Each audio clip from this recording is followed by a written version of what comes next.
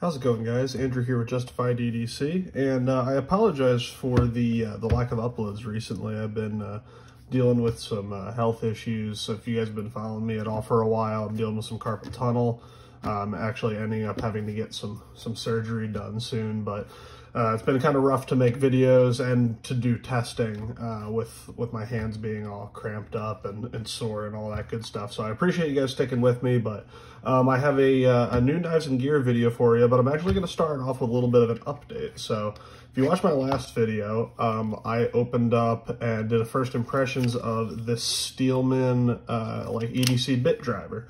I have been continuing to test this. Again, obviously I can't do as much as I would like to right now, but I have used it several times. I've been carrying it quite a bit. I don't remember if I mentioned or not in the last video, but the guy that I got another knife from recently, he gave me this leather slip, and it was actually for a slip joint knife, but it was a lot bigger than it needed to be for that knife, but it ended up fitting this the Steelman pretty much perfectly. So this is about how I've been carrying it, just slipping it into here and then throwing it in my back left pocket.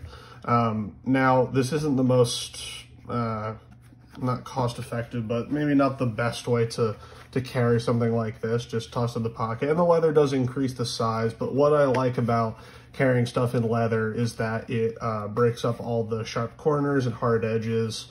Just makes it a little more comfortable when it's sitting against your body. So having everything rounded off and smooth is nice. Plus, I just like the look of leather, and it really doesn't take that much extra space. So if anyone knows, is familiar with this logo and knows who makes this, let me know, because both me and the guy that I got it from aren't really sure, but it's a really nice leather slip. It's taking a really nice patina, especially being in blue jeans for so long with this slip, and the leather's really forming really nicely to the bit driver. But there's an update on how this is going. I actually ended up swapping out the extension on here. So if you guys saw the other video, it had an extension that looked the same as the first part of the driver here, where it was kind of blocky, and it just extended out, and I believe it was about 4 inches. And so when it was closed, it would be flush with the end here.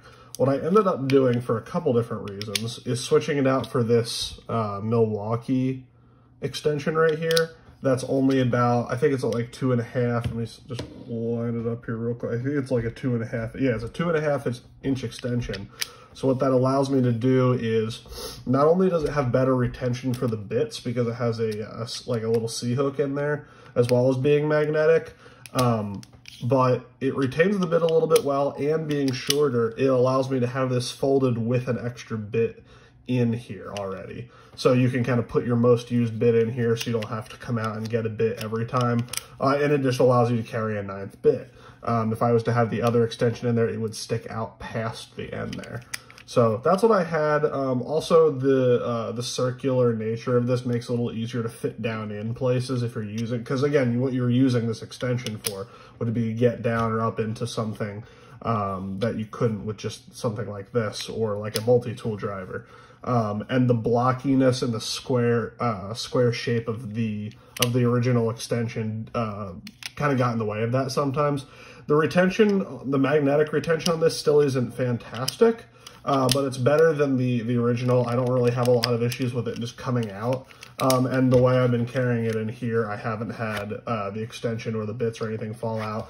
The other thing that I did on here is I swapped out some of the bits that I had been using. So it came with 2 Phillips, 2 flat, 2 Torx, and 2 square head. And so what I ended up doing is, and take this out here at the end, I ended up changing to 2 Phillips, 2 flatheads, 3 Torx. So I changed out, it came with like a T10 to T20, I think, or a T15, T20. I now have in here a T10, a T8, and a T6, because those are kind of your standard Torx sizes for taking apart knives and other EDC tools. And then I left the 2 square heads in there because we do use those occasionally at work. So this kind of has everything that I would need it to do, from knife maintenance to your regular screws, to some more special stuff that only that I would be doing that maybe some other people wouldn't be. But now I have 9 bits in here in a very compact package, just in this slip in my back pocket. I haven't been carrying it every day. I did when I got it for a week or so, but then I've just been kind of throwing this in my pocket if I'm going to be somewhere where I think I'll need it. So I don't want this video to be too long, so I'm going to move along. But the one other thing is I picked up, several people had asked me to do a comparison between this with the Steelman and the Milwaukee, I don't even remember the model number, but it's a fastback that has the razor blade, and on the other end, it has the bit driver. So on this tool, your driver is locking. On this one, it's just kind of a slip joint. It's pretty sturdy, so not a big deal. But this one is a liner lock, which is nice, and it has like a half stop, so you can kind of use it in this position as well. Now this one has that as well. Actually, no, it doesn't. For some reason, I thought this had a position where you can lock in like that. So that's one advantage, is you have that position and it's locking. But then the downside is you just have one double-sided bit. There's no extra bit storage. So you just have a flat and a Phillips, or you can use any standard size double-edged 1/4-inch bits in here. But you only have the 2 bits. There's no extra bit storage, but you do have the addition of the razor blade. You have a storage spot in here for an extra blade down here on the handle, which is nice. And you have a bottle opener up here. You have a pocket clip on this, which is better than the one on the Steelman. The Steelman is just kind of like a spring steel clip that doesn't, rides pretty high. The clips on the Milwaukees are pretty great. Here is the original fastback, the one that's just the knife. So I did this as kind of like a 3-part comparison. One, to compare the regular fastback to the fastback with the drive, so there you can see it's a little bit larger, and then the Steelman in the mix next to both of them. They're all pretty similar in terms of weight. I'll get the scale out here so we can get a reading going. So I know the Steelman is like right under 8 ounces. Now we'll see how it changes with the different extension, but so Steelman is coming in just over 7, so I actually took a little bit of weight off of that. So right about 7 ounces for the Steelman. The Milwaukee with the driver and an extra blade, right about 5 ounces. And then the original fastback with just the knife is just under 4, 3.7 ounces. So again, you have a different tool set with each of these, but I think these are really good options, especially like the Milwaukees, with them being so readily available. You can get these at any like Lowe's, Home Depot, Amazon, pretty much anywhere. And they're really nicely made tools. You guys know I don't really like button locks on traditional knives, but they work well on these. They're very reliable, and the quality on them is actually pretty decent. So I'll probably be doing a comparison between these two at some point, and when I get around to doing my final full review on the Steelman, this one will probably be mentioned a lot because they're so similar in their form and function. So just getting that out of the way there. There's an update on the Steelman testing, and let's get into the new knives and gear. I'm sorry that was a little bit long of an intro, but we will get into it. Again, I always put timestamps in the video, so if you're getting to this point and going, why is this guy still talking? Check the description for specific timestamps, or you can scroll along and see that I have the video divided up. All right, let's get into some stuff that is new. You guys saw this gun already. This is the HK VP9SK. This has been the gun that I got, that I originally had the full-size HK VP9, but it was just a little bit too similar in form and function to my Glock 17, so I wanted something a little bit smaller, so I went out and got the subcompact VP9SK. And I was carrying it in the same holster from Close Quarters Carry with the TLR7 from Streamlight, and that was fine. The holster was just a little bit longer than it needed to be, obviously, because the SK has a little bit shorter of a barrel, but it still fit, it still carried fine, but again, it still wasn't as comfortable to carry as I wanted it to be to fill the role that I want this gun to fill. So I took the TLR7 off, and then I found this company making these very minimalist trigger guard holsters. This is from Incognito Concealment. I had never heard of them before, but they're one of the only people on the market making a trigger guard holster for the VP9 series pistols. So I tried it out, took a chance, and it's actually pretty nice. Works very well. Unlike a lot of the other trigger guard holsters that I've had, you actually can re-holster with this still in your waistband. It's definitely easier if you take it out, but because of the way it clicks in, you can get a good view into what you're doing and safely reholster this into your, you can safely reholster this inside the waistband without a problem. So what this does for me is it cuts down on the overall size of this gun to carry. And it kind of fills that role of a similar role to where I would carry my J-frame. I had mentioned I had been having some problems with my hands, carpal tunnel, that kind of stuff. And I went to the range recently and I realized that I cannot shoot my my 38 Special J-frame as well as my larger guns with my current hand issues. I can hold on to my Glock, I can hold on to this and some of my other semi-autos very well and still be very accurate with them. But the J-frame being so small and light, and especially shooting like my plus P defensive loads through it, it's just really hard for my hands right now. So I needed something that was small, but still shootable for me. Still soft enough shooting. And the VP9 SK is a very soft shooting gun, even for its size.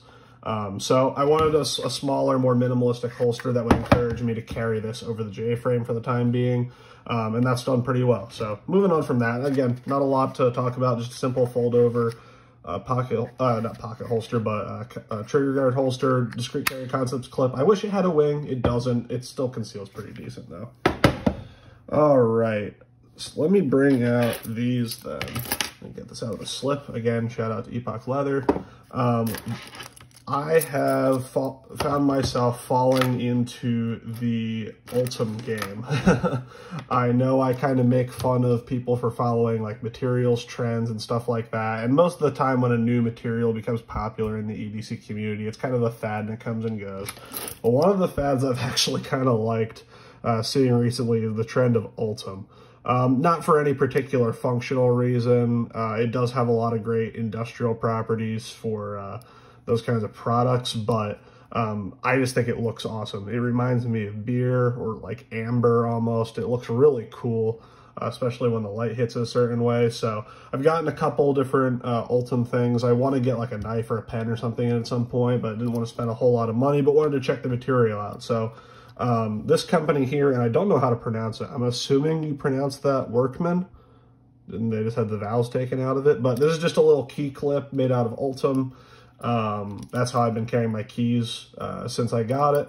Works really well through a belt loop, or you can actually just hook it right into your pocket and either dangle your keys outside your pocket or down in your pocket. This little retention spot right here keeps it from slipping out pretty well. But it's a cool little clip, not very expensive, and it let me check out the whole Ultem thing. And then I ended up getting these as well, 2 different beads here. This is from Urban Carvers. I believe this is the mini, I forget, it's the mini version of one of their beads in Ultem. Pretty cool machining work on that. And then this is from Damn Designs. So I have this here on the Spyderco Akuchi. I don't know if it'll stay on here or not. I just thought it looked neat with the black paracord, and this happened to be the size cord that fits here on that. And then this is on my Great Eastern Cutlery Farm and Field. I believe this is the Calf Pen.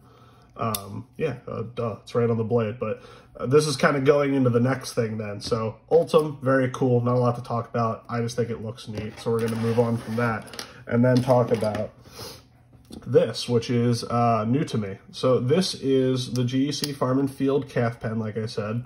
And I've been wanting to get back in, like I said, as I've been getting back into carrying, like with a slip here, a knife with no pocket clip just down in the pocket as my secondary blade. I've really wanted to get another GEC. I've had some in the past. They're very high quality.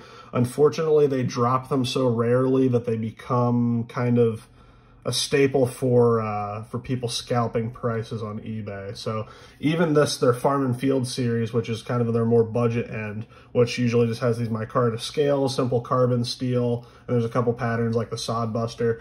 I think they came in around like $100 or a little bit less when they were being produced, but even these are really hard to find now for a reasonable price that's close to what they retailed for. So I was very happy to pick this up at a trade.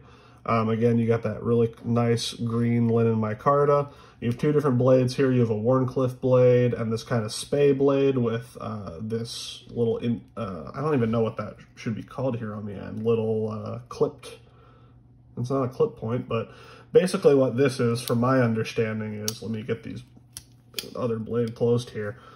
The story I've heard on this, when other channels have talked about it before, is that this was originally developed, not by GEC, obviously, because I believe they didn't start production till early 2000s, something like that. But back in the American Civil War, after the war ended, and a lot of soldiers obviously had lost limbs, so arms and hands, and back then there was no one-handed opening pocket knife. There were no thumb studs, anything like that, and everything was a slip joint or a friction folder. So they started putting this little groove here in the end of the blade, almost as like a early Emerson wave, so they could kind of catch that little lip there on their pocket and kind of pull it out step by step. And so that way soldiers that had lost a hand, lost an arm, could still open their pocket knife. So that's a cool little piece of history. To me, it just kind of gets in the way. I'm probably going to end up taking a Dremel and grinding the blade down to something more like a little clipped tip like that, almost like a, closer to like a Barlow shape. Just because, again, it kind of gets in the way. It pokes you when you're using the main blade. It pokes your hand, and in the slip, that kind of sticks up like that and pokes you. So not really a big fan of it. It is a cool piece of history, but just I don't need it. And then the Wharncliffe blade on here is actually a liner lock. Now, not a liner lock in the traditional sense where it locks up underneath the exposed tang.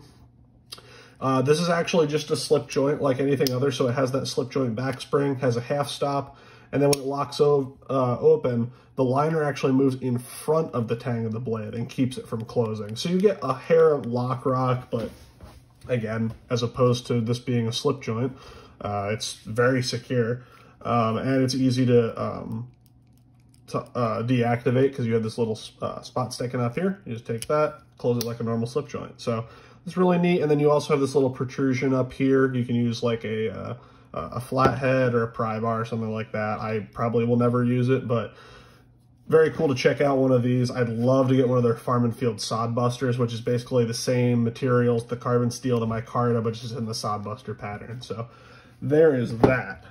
Let's see what else we got left here.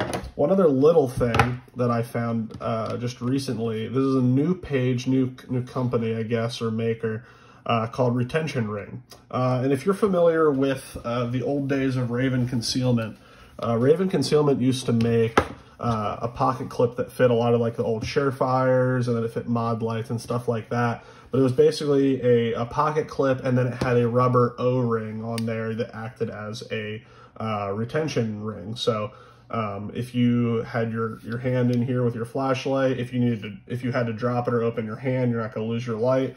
But also on the Raven Concealment one, you can kind of just like put it around to the back of your hand and use your hands for whatever you need to be doing, and then come back around and still have retention of your light. They stopped making those, and it was a very highly sought after product. I still have one of them. I don't really use it anymore, but I keep it around just because they're so hard to find. But this new company, basically what they did is they took one of those rubber O-rings that the Raven Concealment clip used, and then just put it on a length of cord here that's tied off. And so you can pretty much put a ring or a loop like that on any piece of gear that you can find a place to loop it onto. So like here with my Surefire Stiletto Pro, I just have it looped onto the middle section of that pocket clip.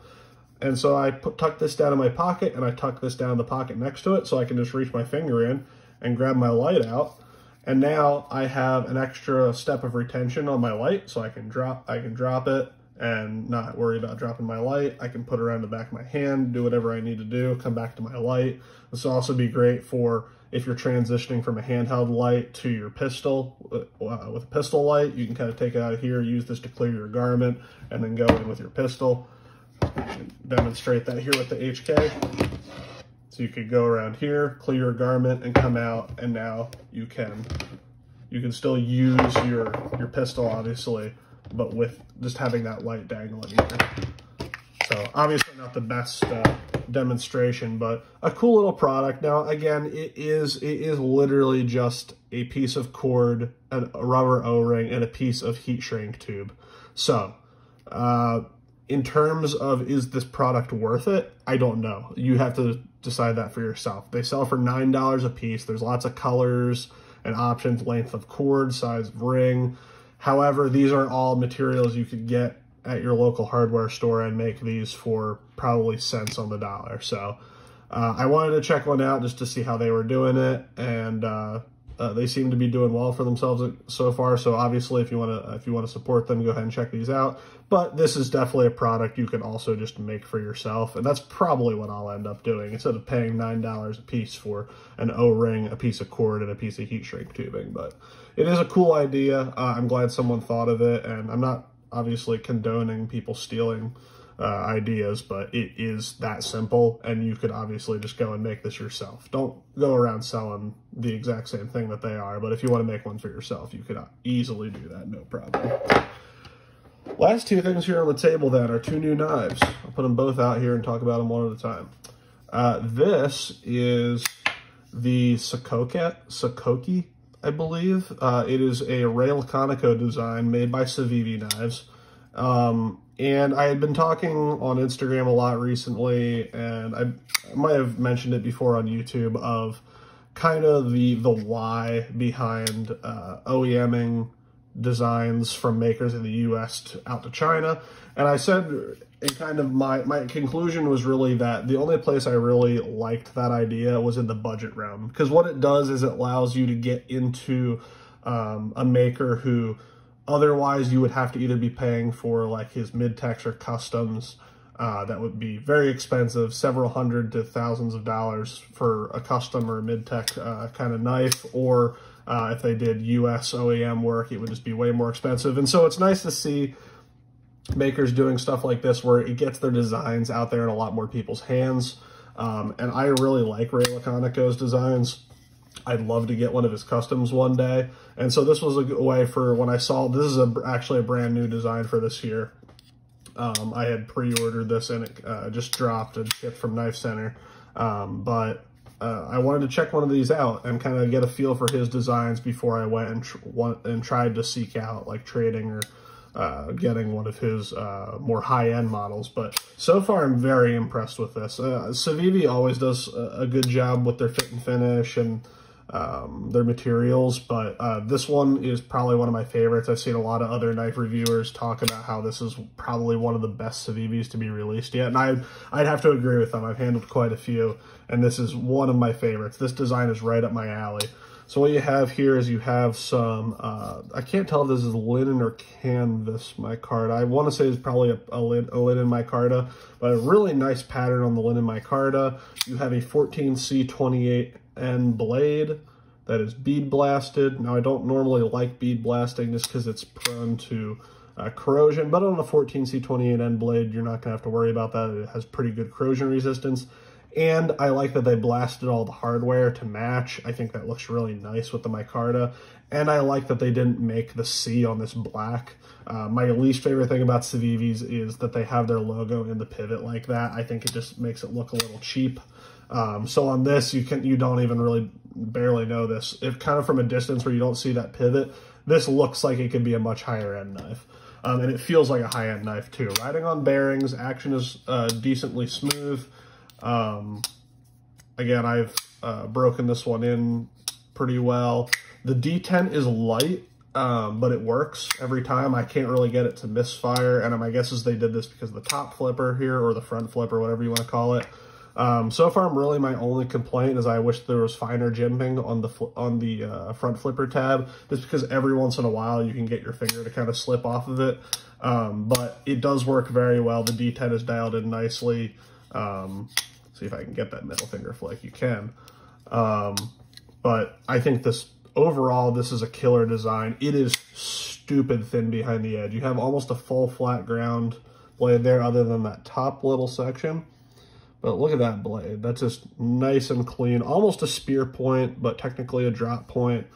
Just going to be a really useful blade shape. You have a little bit of flat, a good amount of belly.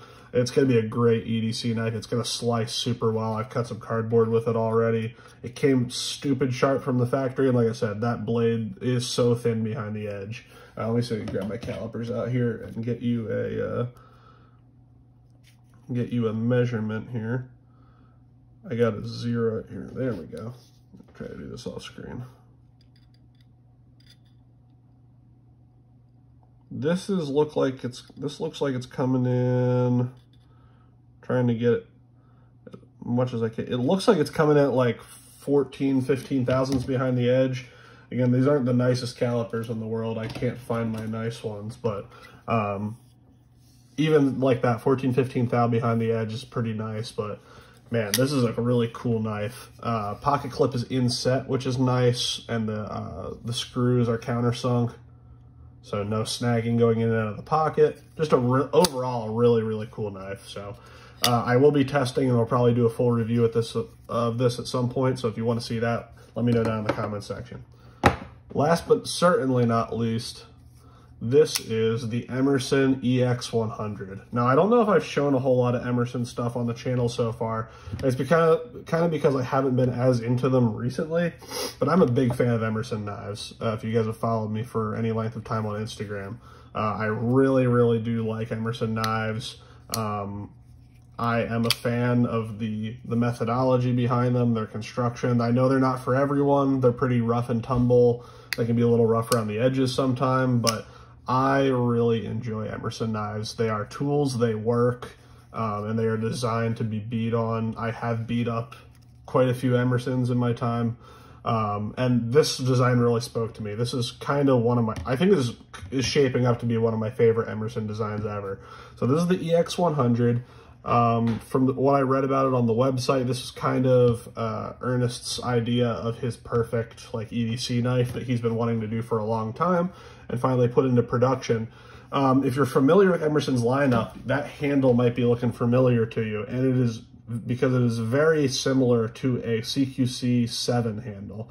It's not exactly the same, and I wish I had a CQC7 here to compare it to. There you go. There's your overall length, right over 8 inches. Your blade, a little over 3 inches. Your handle length is 4 and some change, a little over 4 3/4, close to 5 inches. Very comfortable, no waves, so it's just a flat top. You can get good purchase out here with your thumb. Just standard thumb disc. This is the gray G10. Instead of the normal black they do, satin clip. Nice clip point blade, 154 cm steel. Liner lock, as always with Emerson. Came pretty smooth, and it is still breaking in. I've been messing with the pivot. When I got it, the last owner, there was a previous owner. I don't think he really used it all that much, because it doesn't look like it was used. But he had it pretty much drop shut with just a hair of side-to-side blade play. So I tightened it up, and it's not drop shut anymore, obviously, but it is still very smooth. I'm probably going to try some different grease in the pivot and kind of see how that goes, but very happy with this so far. But yeah, this is basically a CQC7 handle, but the back is flared a little bit less than the CQC7. The CQC7 flares out a little bit more, out to maybe like here. And the front is actually flared more than the CQC7. So the CQC7 is more like that. I actually think that's perfect. I think it might be a little bit longer than the standard CQC7. This might be more close to like the Super CQC7. But the slight ergonomic changes that they made in this, I think are better than the CQC7. One, because up here, that gives you a little bit more of an extra guard. You still have that whole area to use as grip area, but that acts a little bit more like a guard than on the 7. And on the back here, it doesn't need to be flared as much. And what that also gives you the ability to do is to do your reverse grip edge in like that without a really protruding point digging into your thumb. So I'm a big fan of that. You can still use it in all of your standard grips. It's a neutral enough handle. Very comfortable. G10 is very grippy. You can hear that, as always with Emerson. I really like the gray. I'm glad they did something different with that. But just a really cool knife. I'm definitely going to be testing this out. I might end up getting like a peat gray monster disc for it. We'll see. But so far, very happy with it. Another thing that I really like, some of Emerson's clip points sweep up a little bit above the center line. And I like that they kept this pretty much in line with the center of the handle. because with a lot of clip points, the problem that you run into for doing EDC stuff is that with the tip up above the center line, you can't really get to the tip to do like draw cuts and stuff like that. But keeping it center line in line with the handle, this is a much more useful clip point shape for EDC. You almost can treat this like a drop point, the way that the point kind of sweeps down and then just goes straight. This makes it much more useful than an upswept exaggerated clip like on maybe like the CQC 13. Or stuff like that. This is kind of, to me, this is like a modern tactical, I hate that word, but like a modern tactical Buck 110. I think if the Buck 110 had been made today, it would have looked a lot like this. So very cool knife. Very excited to try it out. I'm gonna pull some other stuff in here for you guys to see at the end, but let me know if you want to see full videos on anything else, guys. This was just a kind of a quick impromptu update. I wanted to get a Steelman update out for you guys and to show you some of the new gear that I got. If you have any questions about anything, feel free to drop them in the comment section below. And as always, I will see you guys in the next video.